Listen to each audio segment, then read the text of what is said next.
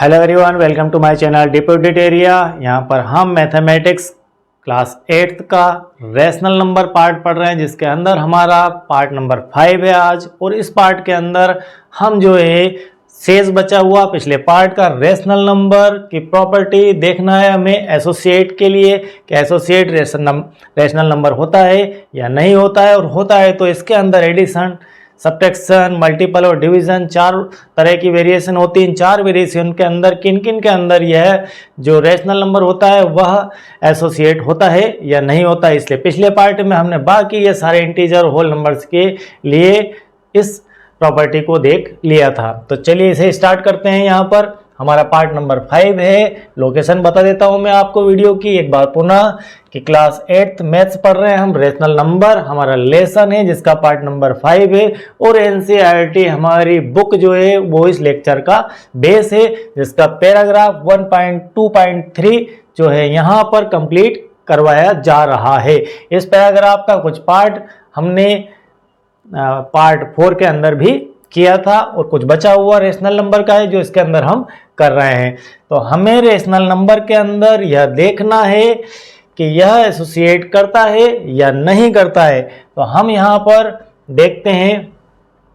सबसे पहले एसोसिएट, चूंकि यह वीडियो नया है तो हम इस पे थोड़ा सा और समझ लेते हैं पिछले पार्ट का कि एसोसिएट का अर्थ क्या होता है। एसोसिएट का अर्थ यह है कि कोई संख्याएं ए है, बी है और सी है, इन तीनों को यदि अलग अलग प्रकार से हम प्लस माइनस में इन दोनों को जोड़ दें, फिर इसको इसमें जोड़ दें, या इन दोनों को जोड़ दें या उसको उसमें जोड़ दें बाद में, तो क्या आंसर में डिफरेंस आएगा। इसी प्रकार से गुणा के अंदर भी हमने यह देखा था कि इन दोनों को जोड़ दें, घटा दें और फिर इसको इसमें से घटा दें टोटल को, तो क्या इन दोनों को घटाने के बाद इसमें से इसको घटा दें उस टोटल में फर्क आएगा या नहीं आएगा। उसी प्रकार से हमें रैशनल नंबर के लिए भी यह चेक करना है। तो हम यहाँ पर रैशनल नंबर के लिए चेक करेंगे कि a प्लस बी प्लस सी एक होगा, और एक तरफ होगा हमारा a प्लस बी को अगर हम c से प्लस करें तो हमारा जो आंसर है क्या वो एक जैसा आएगा या नहीं आएगा। यदि आता है आंसर एक जैसा, इसका अर्थ है कि हम इसे ऐसा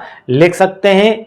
इसका अर्थ है कि यह एसोसिएट है प्लस के प्रॉपर्टी के लिए। तो हम रैशनल नंबर ले लेते हैं। यहाँ पर रैशनल नंबर हम सभी ने यहाँ पर अभी डिफरेंट टाइप के होल नंबर्स के लिए एग्जांपल देखे, इंटीजर्स के लिए देखे, और अब हम जो है रैशनल नंबर के लिए कुछ एग्जांपल यहाँ पर सेट कर लेते हैं। मान लीजिए मैंने ले लिया a बराबर 2/3, b बराबर ले लेता हूँ मैं 3/4, और c बराबर ले लेते हैं हम 4/5। इस प्रकार से हमने तीन अलग अलग ले लिए, a और b और c की वैल्यू। अब इसके अंदर रख के इसे देखना है।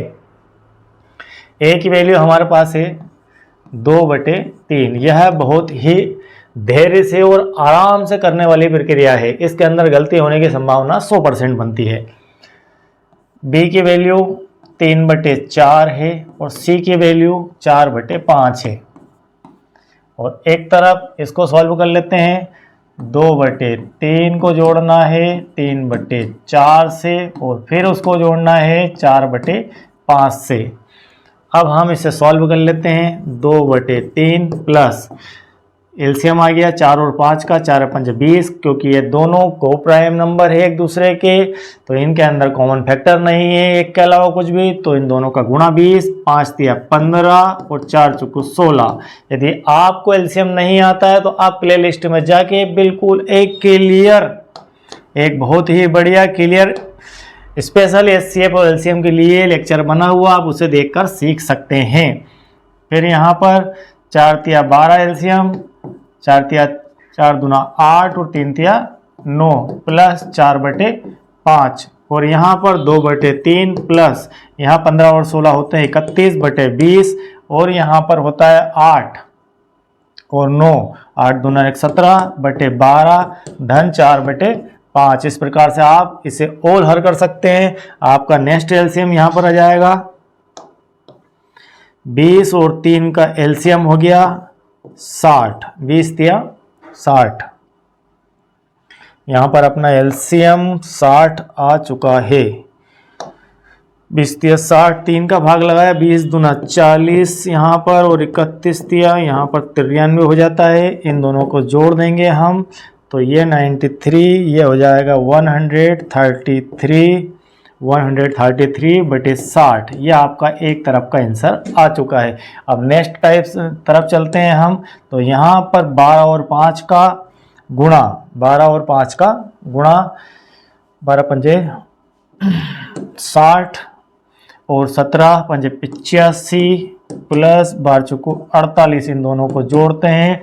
8 और 5, यहाँ पर 8 5 15 और 4 और 8 12 और 1 13, 135/60। तो यहाँ पर कहीं कोई 8 5 13 आएगा, यहाँ पर 15 कर दिया अपन ने, 8 5 13। तो यहाँ पर 133/60 और यहाँ पर भी 133/60 हमारा आ चुका है। तो दोनों तरफ हमारे जो आंसर आए हैं वो इक्वल आए हैं। तो हम इस कंडीशन में कह सकते हैं कि हमारी जो रेशनल नंबर की एडिशन है वह प्रॉपर्टी एसोसिएट होती है। मतलब हम रेशनल नंबर के सब्जेक्ट में जब हमें एडिशन की बात आए तो उसमें हम इसको ऐसा बदल के लिख सकते हैं, हम इनका क्रम बदल सकते हैं। एसोसिएट का मतलब यही है कि हम इसको क्रम से बदल सकते हैं। हम ए को बी से जोड़कर और फिर उसे सी में जोड़ेंगे तो हमें कोई आंसर में फर्क नहीं आएगा। तो यह प्रॉपर्टी रेशनल नंबर की एडिशन के सब्जेक्ट में एसोसिएट होगी। अब हम इसी प्रकार से अगर देखेंगे सब्ट्रैक्शन के लिए, तो फिर आपको जो है यह प्रॉपर्टी नहीं में मिलेगी, इन दोनों का आंसर अलग अलग आएगा। कैसे अलग अलग आएगा हम थोड़ा सा और देख लेते हैं। यहाँ पर थोड़ा सा चेक कर लेते हैं, घटाव थोड़ा सा मुश्किल होता है तो इसलिए ये आपको मैं करके दिखा देता हूँ। यहाँ पर हम प्लस कर की जगह माइनस कर देंगे, बाकी सब कुछ वही रहने वाला है और जहाँ चेंज की आवश्यकता लगेगी फिर करेंगे, जो चेंज की आवश्यकता लगेगी वह करेंगे। तो यहाँ पर पेन बदल के निशान लगा देते हैं हम। चलिए a minus b minus c, a minus b minus c. तो यहाँ पर यह माइनस, यह माइनस, यह माइनस, यह माइनस, यह माइनस, कुछ भी बदलने वाला नहीं है, यह माइनस, यह माइनस और यह माइनस 4/5। अब इसे सॉल्व कर देते हैं, देख लेते हैं कहीं कोई गड़बड़ तो नहीं। यहाँ तो एलसीएम लेके और यहाँ तक पहुँचे थे। अब हमें जोड़ घटाव तो एक्चुअल में यहाँ करना है। 2/3 माइनस 15 में से 16 गए। अब यहाँ पर तो बचता है हमारे पास कुछ नहीं, 15 में से 16 गए हमारे पास, तो -1 बचता है और बटे में बचता है 20। और यहाँ पर हमें 8 में से 9 गए तो -1 बचता है और बटे में 12 बचता है और -4/5। और इसे हल करते हैं यहाँ पर, तो हम इसको फाइनली हल करके लिख देते हैं। आपका एलसीएम आ जाएगा यहाँ पर 20 या 60 और आपका 20 दूना 40। 40 में से आप 3 माइनस माइनस प्लस हो गया और 3 यहाँ पर लिख देंगे। 40 और 3 43/60 आपका आंसर आ जाएगा 43/60, 60 आ जाएगा। तो और यहाँ पर इसे अगर चेक करें आगे तो -1/12 -4/5, इसका एलसीएम आ जाएगा 12 पंजे 60 और 5 एकम 5 माइनस का, और यहाँ पर -12 चौको 48, ये हो गए 48। इन दोनों को हल करें तो 48 और 5 -53/60, यहाँ पर -53/60 और यहाँ पर 43/60 है। मतलब दोनों में मोटा डिफरेंस है, एक माइनस की एक प्लस की। दोनों के बीच अगर कहा जाए कि कितना अंतर है तो 53 माइनस की और 43 के बीच में ही 60 अंकों का डिफरेंस बनता है। तो इस प्रकार से माइनस के लिए यह एसोसिएट नहीं है रेशनल नंबर। तो गुणा के लिए हम यह देखना चाहेंगे कि a का गुणा a गुणित b गुणित c, मतलब a का गुणा b से b और c का गुणा कर दिया जाए और फिर उसका a से गुणा किया जाए, या फिर a को b से गुणा कर दिया जाए और फिर उसको c से गुणा किया जाए, तो हमारे आंसर में कोई फर्क आएगा या नहीं आएगा। रखते हैं 2/3 गुणित 3/4 गुणित 4/5 बराबर, सॉरी बराबर नहीं, ये बराबर का निशान गलत हो गया है लगाना यहाँ पर, और हमारा पेन वही ठीक है। और यहाँ पर 2/3 गुणित 3/4 और इसका गुणा करना है हमें 4/5 से। इसका गुणा करते हैं 2/3 गुणित पहले ब्रैकेट सॉल्व करेंगे बोर्ड मास के नियम से, बस यही तो फर्क है। अदरवाइज गुणा अगर इसका कर देंगे तो क्या फर्क पड़ेगा। 4 तिया 12 और 12 पंजे 60, 4 पंजे 20, 4 पंजे यहाँ पर 20 हो गया। 4 का 5 से गुणा 20 और 3 का 4 से गुणा 12, और इसका जब 3 का 2 से गुणा किया तो 3 दूना 6 और 4 तिया 12 गुणित 4/5। कहीं कोई गलती तो नहीं है, एक बार चेक कर लेते हैं। 3 का 4 से गुणा 12, 4 का 5 से 20, ये वैसा का वैसे ही। 2 तिया 6, 3 का 4 से 12, 4/5। अब न्यूमरेटर का न्यूमरेटर से, डिनोमिनेटर का डिनोमिनेटर से अगेन गुणा कर देते हैं। गुणा के अंदर हम सीख चुके हैं, पिछले 2-3 पार्ट में कई बार इसकी चर्चा हो चुकी है, तो फिर से इसे ऊपर का ऊपर गुणा करते हैं। तो यहाँ पर और सिंपल कर देते हैं। 2 से इसे काट दिया तो 10 बार कट गया ये, फिर 2 से काट दिया इसे 5 बार कट गया, 2 से इसे काट दिया तो 6 बार कट गया। तो यहाँ पर बचता है हमारे पास 6, और यहाँ पर 3 और 5 15, और यहाँ पर इसी टाइप से 4 से ये 3 बार कट गया, ये 3 से 2 बार कट गया। तो यहाँ पर हमारे पास बचता है 2/5, 2/5। इसका मतलब इसे भी सॉल्व करना है। 2 से 3 से कर देते, 3 से 2 बार और ये 5 बार, मतलब ये आ जाता है आपका 2/5, और ये भी आपका आ जाता है 2/5, जो कि दोनों एक दूसरे के इक्वल है। मतलब हम इस प्रकार से इसे लिख सकते हैं, इसको ऐसा लिख सकते हैं, चाहे आप b का c से गुणा करें, या फिर उसका a से गुणा करें, या a का b से गुणा करें और फिर c से गुणा करें, आपका आंसर में कोई बदलाव नहीं होने वाला है। इसका अर्थ है कि रेशनल नंबर के लिए मल्टीप्लाई की संक्रिया में आप एसोसिएट हैं या एसोसिएट होती है हमारी मल्टीप्लाई की संक्रिया आप रेशनल नंबर के सब्जेक्ट में। इसी टाइप से आप डिवीजन में अगर करने जाएंगे तो डिवीजन में आपको 9 मिलेगा, मतलब इधर कुछ आंसर मिलेगा और इधर कुछ आंसर मिलने वाला है, तो वह आप कर लीजिए। और नहीं आता है तो आप कमेंट बॉक्स में लिख सकते हैं कि आप हमें रेशनल नंबर का डिवीजन वाला पार्ट भी करवाइए, मैं आपको स्पेशल इसके बाद वह करवा दूंगा। यदि आप वीडियो देख रहे हैं तो आप बिल्कुल कमेंट करके मुझे बताइए। अब इसका नेक्स्ट पैरा है हमारा 1.2.4। 1.2.4 अभी हम पढ़ के आए हैं पैरा 1.2.3। इसके आगे जो नेक्स्ट पैरा है 1.2.4 एनसीईआरटी बुक के अंदर, वो है शून्य की भूमिका, the role of zeros. Zeros का क्या रोल होता है होल नंबर्स के अंदर, इंटीजर्स के अंदर और रियल नंबर रेशनल नंबर के लिए। तो हम एक एक करके यहाँ पर देखते हैं कि शून्य की क्या भूमिका होती है। यहाँ पर हम बेसिकली सभी जानते हैं कि शून्य को किसी भी नंबर से जोड़ने या घटाने में, अगर कोई नंबर ए है, कोई नंबर ए है, इस ए नंबर को आप 0 से जोड़ दीजिए, या ए नंबर को 0 से आप 0 घटा दीजिए, दोनों ही कंडीशन में आपके पास ए ही प्राप्त होगा। मतलब ए जो है 0 से जोड़ने और घटाने के बाद प्रभावित वैल्यू नहीं होती है। मतलब आप कह सकते हैं कि किसी भी नंबर के अंदर 0 जोड़ा जाए या 0 घटाया जाए, दोनों ही स्थिति में 0 से उसकी वैल्यू नहीं बदलती है। चाहे यह नंबर आपका चाहे यह आपका ए जो है वह होल नंबर हो, चाहे आपका ये होल नंबर हो, चाहे आपका ये रेशनल नंबर हो, चाहे यह आपका इंटीजर हो, उससे कोई फर्क नहीं पड़ता है। 0 को आप किसी भी नंबर से जोड़ देंगे, आपको वही नंबर प्राप्त होगा। 0 को आप किसी संख्या से घटा दीजिए तो भी आपको वही संख्या प्राप्त होगी, चाहे वह संख्या आपकी इंटीजर हो, रेशनल नंबर हो या फिर होल नंबर हो। इसके बाद जो सेकंड पार्ट आता है वह यह आता है कि 0 को आप किसी से गुणा और भाग करें तो क्या संभावना होती है। आपके पास अगर कोई होल नंबर है, आपके पास कोई इंटीजर है, आपके पास कोई रेशनल नंबर है, ये मान लीजिए आपका है ए वो नंबर है, या होल नंबर भी हो सकता है, इंटीजर भी हो सकता है और रेशनल भी हो सकता है। तो इस ए को आप अगर 0 से गुणा करें तो क्या होगा, और a को अगर 0 से भाग दें तो क्या होगा। a को यदि आप 0 से गुणा करेंगे तो आपका पूरा का पूरा नंबर 0 हो जाएगा, चाहे वह नंबर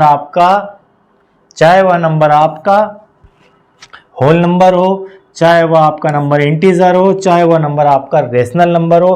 किसी भी संख्या को जब आप 0 से गुणा करेंगे तो वह पूरी संख्या 0 हो जाएगी। और इसी प्रकार से भाग के अंदर भी अगर आपने किसी भी नंबर को 0 से भाग लगाया तो आप मान के चलिए कि वह भी 0 हो जाएगी। वैसे इसको इन्फिनिटी लिखा जाता है, लेकिन आप सरल भाषा में उसे 0 ही समझ सकते हैं। यह गणित की एक बहुत बड़ी व्यथा है कि यहाँ पर एक जगह इंट्री 0 आ जाता है और एक जगह इन्फिनिटी आता है। यह एक अलग बहस का विषय है, लेकिन यहाँ पर हम उसे 0 मान लेते हैं तो यह 0 हो जाता है। तो यहाँ थी शून्य की भूमिका। हमें होल नंबर, इंटीजर और रेशनल नंबर के सब्जेक्ट में जोड़, घटा, गुणा, भाग में क्या क्या होता है। तो 0 is called the identity for the addition of rational number. Special rational number के लिए ये आइडेंटिटी होती है फॉर द एडिशन की मतलब आप इसको एक हिंदी में कहें तो योज्य तत्समक के रूप में उपयोग कर सकते हैं। योज्य तत्समक मतलब आइडेंटिटी का मतलब होता है कि एडिशनल आइडेंटिटी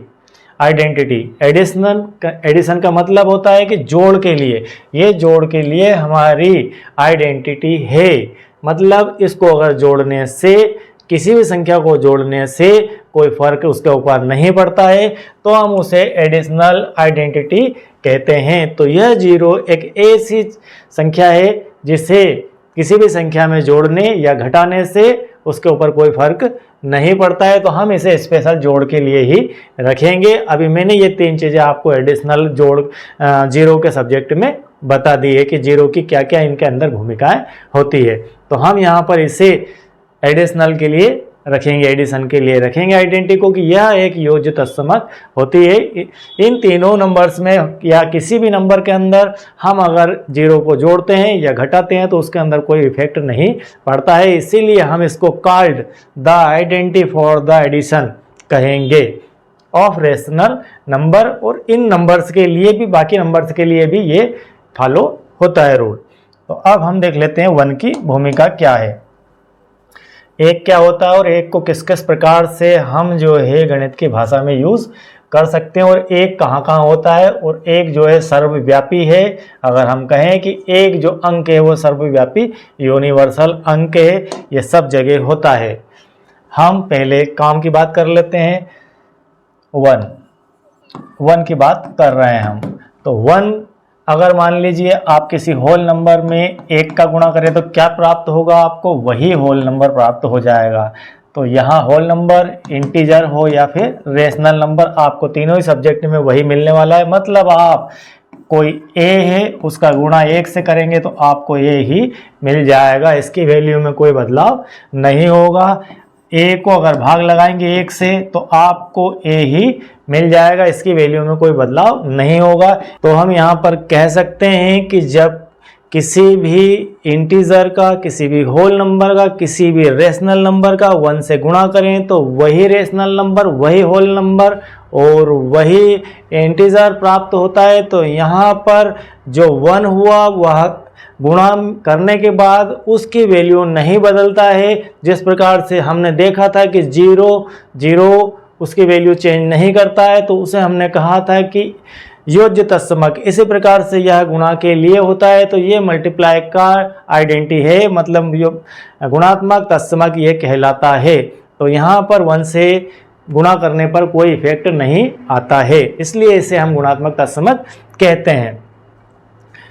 तो यहाँ पर अभी हमने देखा 0 और 1, और यहाँ पर हमारी सारी प्रॉपर्टीज़ कंप्लीट हो चुकी है। 3 प्रकार की प्रॉपर्टी हम यहाँ पर मैथमेटिक्स के अंदर कंप्लीट कर चुके हैं। नेक्स्ट एपिसोड के अंदर हम जो है नेक्स्ट पार्ट में या नेक्स्ट लेक्चर के अंदर अब हम सीधे हमारी एक और डिस्ट्रीब्यूशन की प्रॉपर्टी है उस पर चर्चा करने के बाद आपको सीधे क्वेश्चन आंसर की तरफ मैं लेके जाऊंगा, और वहाँ पर जितनी भी प्रॉपर्टीज़ हमने पढ़ी सबको अप्लाई करके और बेहतर तरीके से क्वेश्चन आंसर करेंगे। तो थैंक यू।